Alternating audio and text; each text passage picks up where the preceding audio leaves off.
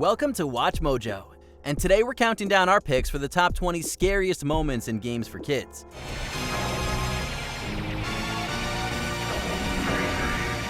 For this list, we'll be looking at the most disturbing elements found in games that were typically geared towards youngsters or were rated E for everyone. Did any of these moments permanently scar you? Share your experiences in the comments below. Number 20. Bogmire, Luigi's Mansion.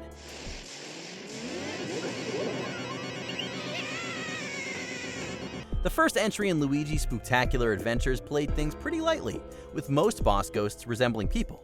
However, the one who doesn't is by far the game's creepiest. Bogmire, who is said to be the manifestation of the haunted mansion's fear and despair, lives up to his reputation.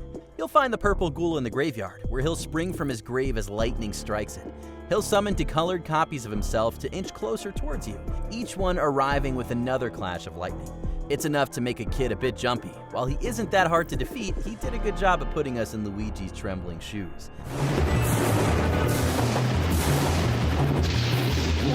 Number 19. The Clock Tower, Epic Mickey. One would expect a game starring Disney's mascot to be pretty bright and cheerful, but that's not necessarily the case here. Epic Mickey hits the ground running with its first boss, the Clock Tower. Found in Gremlin Village, an already unsettling place that perfectly sets the tone, the Clock Tower will at first appear with a happy, sunshiny face that quickly morphs into something from our childhood nightmares. Going pale and spreading a wide, sadistic grin across its face, it'll start the battle by sprouting arms and trying to smush poor Mickey. Avoiding its attacks isn't too difficult as long as you don't keep looking at its terrifying face.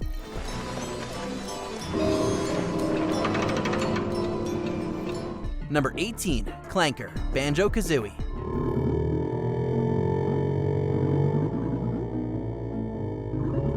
Banjo-Kazooie is a Saturday morning cartoon as a video game with silly humor and even sillier characters. However, one character who is not the least bit silly is Clanker, a massive whale-like mechanical beast whose cavern you explore as the third world. Swimming through a tight tunnel, you'd find his gigantic sharp teeth greeting you at the other end.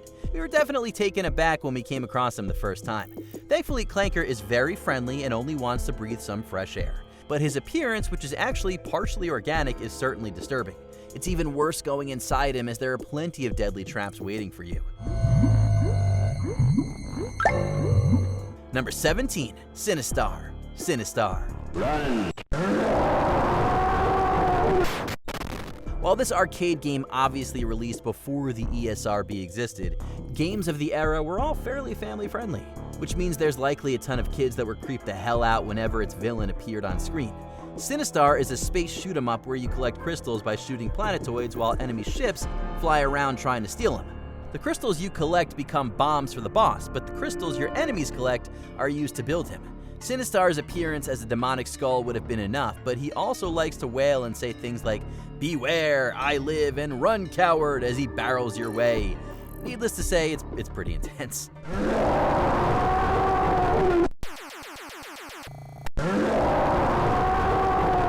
Number 16. The Fountain, Zack and Wiki, Quest for Barbarossa's Treasure.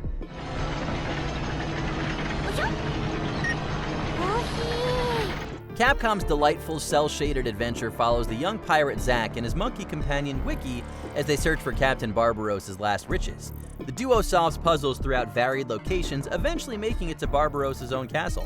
Turns out, he likes things pretty spooky. At the top of the Tower of Requiem, the finished puzzle will cause the giant bell to ring out. The statue attached to the fountain underneath will then open its eyes, let out a chilling screech, and cry purple liquid. Good on Zack for reaching into the strange fluid to collect the moonstone, because if it were us, we'd be running the opposite direction.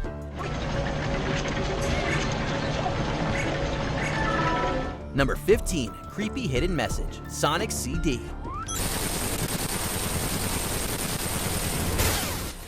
Human faces on animal bodies will always give us the heebie-jeebies. In Sonic CD, it's possible to reach a sound test screen by entering a button combination on the title screen. Then upon entering the numbers 46, 12, and 25, you'd find quite the disturbing Easter egg. A screen full of Sonics with human-like faces wagging their fingers like you did something wrong was accompanied by Japanese text. It loosely translates to "Fun is infinite with Sega Enterprises," with a sign-off from Majin. In Japanese, Majin means demon. Majin is also the nickname of Masato Nishimura, a landscape designer and the voice of Sonic in the game. But not knowing this, it seemed like a pretty evil thing to stumble upon. Number 14. Level 14, Lemmings.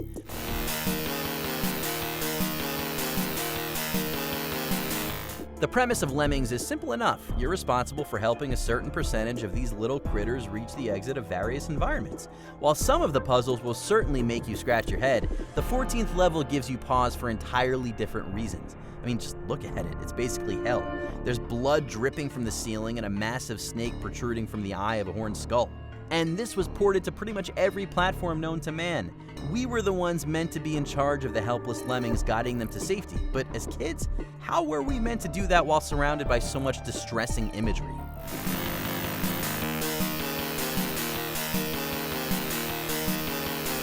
Number 13, Andross, Star Fox 64.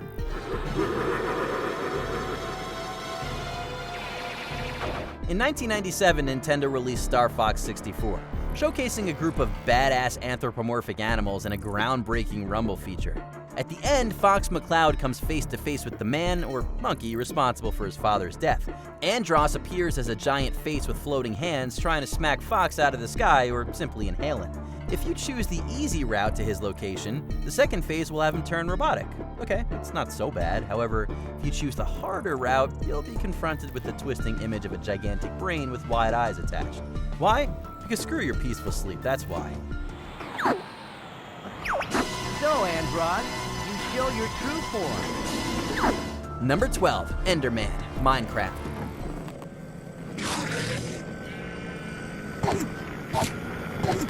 Minecraft is a game that encourages creativity and imagination, letting you build and construct to your heart's content. But you better be careful to not get overwhelmed by its enemies, especially if you come across any Enderman.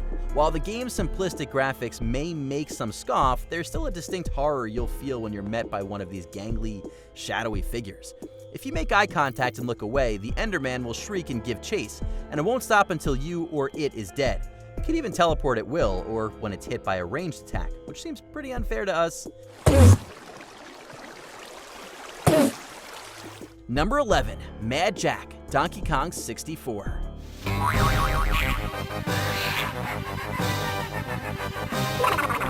Jack in the Box toys, especially those that take on a clown appearance, are a perfect example of something innocent becoming scary. In Donkey Kong 64, players had to fight one of the worst possible outcomes of this children's toy in Mad Jack. Tiny Kong had to face him at the end of the third world, Frantic Factory.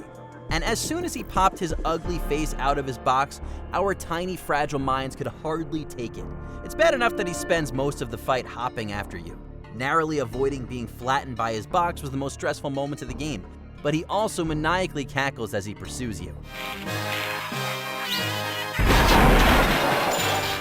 Number 10, Vortex Queen, Echo the Dolphin.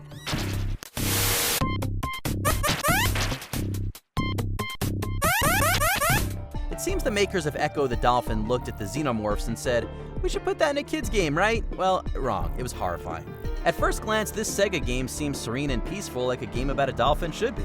In actuality, Echo has to fight off an alien invasion that culminates with a fight against their leader, the Vortex Queen. The enormous green alien face sticking out of the shadows may make for a big target, but that doesn't make looking at it any easier. Luckily for us, staying in the corners of the arena is the best way to avoid taking damage. We would have spent the whole fight there anyway. Number 9, Zero, Kirby's Dream Land 3.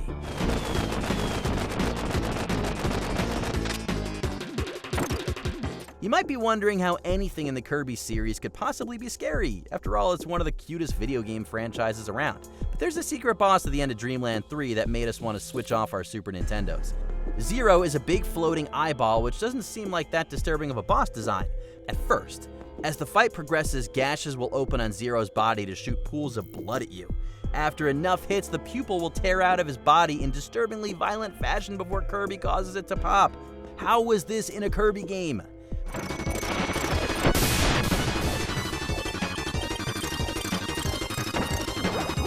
Number 8, Haunted Piano, Super Mario 64. Let's go. One of the most famous scenes in Super Mario 64 still makes us jump no matter how many times we've replayed it. Big Boo's haunt is unlike most other worlds in the game that are entered via painting. It's also unlike any other level, as there's some truly bone-chilling music. Featuring Boo enemies throughout, it's a pretty great transition into 3D for the classic houses seen in older games. Those also like to toy with you, but the piano jump scare is just plain mean. The piano will spring into action with viciously sharp teeth as soon as Mario gets near it. Our first encounter with it made us want to flee both in-game and in real life.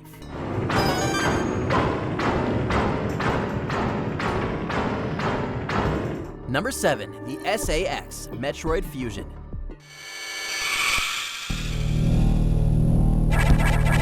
Out of all of Nintendo's franchises, Metroid is one of the most likely to stress you out. In Metroid Fusion, Samus has to contend with the SAS, a parasite that mimics her appearance and relentlessly hunts her throughout. While it mostly looks like Samus, save for the unnerving blank wide eyes, the tension we felt during each encounter was downright terrifying. Most of the time, there's nothing you can do but run. When you do get to fight against it, it ends up mutating into a nightmare-inducing monstrosity. We've taken Samus up against a variety of intimidating aliens over the years, but nothing has been quite as haunting as the SAS.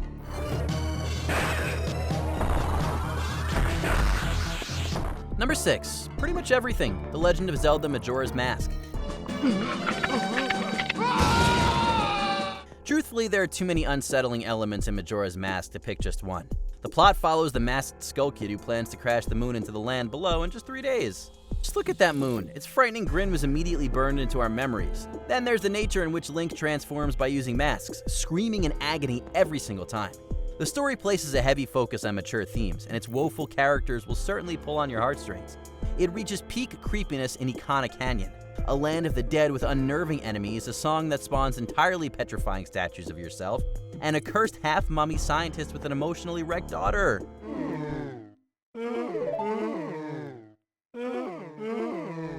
Number 5, Monster Ock Chase, Spider-Man.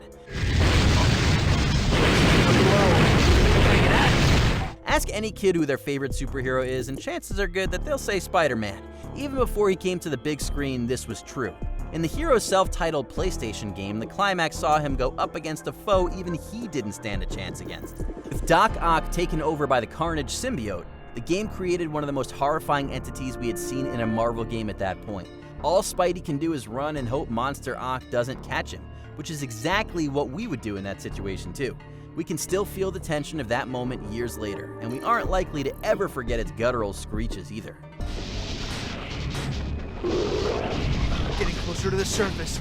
Number 4, Lavender Town, Pokemon Red and Blue.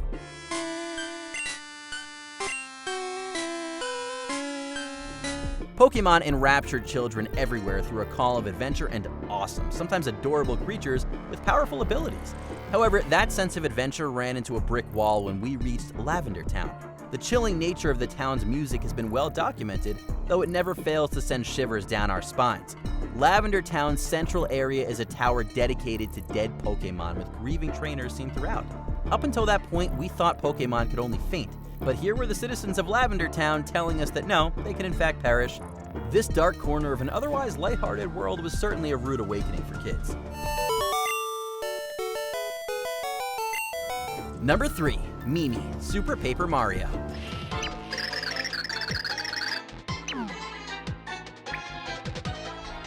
Okay, something is seriously wrong with this little girl. While the river Twigs, filled with the tears of sinners, is definite grounds for consideration, Mimi is a horror that simply will not go away. As one of the main villains, you encounter her several times throughout the game. However, when you first meet her, she just appears as a little girl. It's only after you annoy her enough that she shows you her true form. Mimi twists her head around in circles, bones cracking until she transforms into a giant spider. That is some next-level Exorcist-inspired terror right there.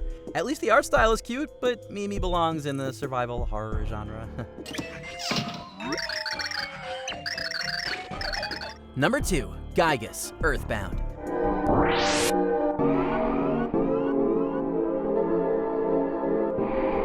Earthbound follows Ness on an adventure we would have loved to go on as kids, but it ends with something we would give anything to avoid. The final boss, Gygus, is an evil alien who is the literal embodiment of evil and out to bring endless darkness to humanity. We would have been able to deal with that just fine if he didn't also resemble pure evil. The distorted red image of a face in pain has been irreversibly seared into the minds of many. As if that wasn't bad enough, his music, which is composed of unplaceable instruments, strange murmurs, and static, wormed its way into our brains to give us goosebumps whenever we hear it.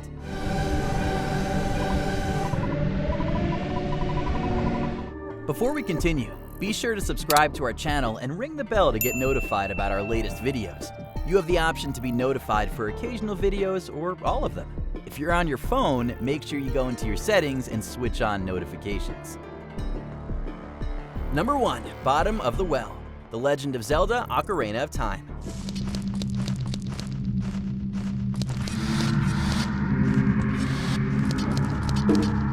We may have grown accustomed to the disturbing imagery throughout Majora's Mask, but the bottom of the well came out of nowhere.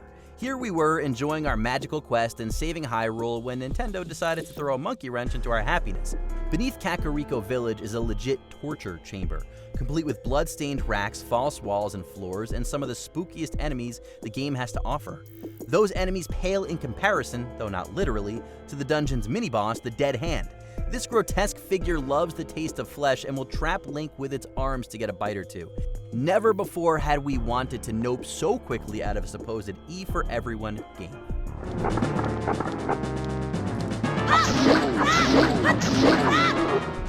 Did you enjoy this video? Check out these other clips from WatchMojo, and be sure to subscribe and ring the bell to be notified about our latest videos.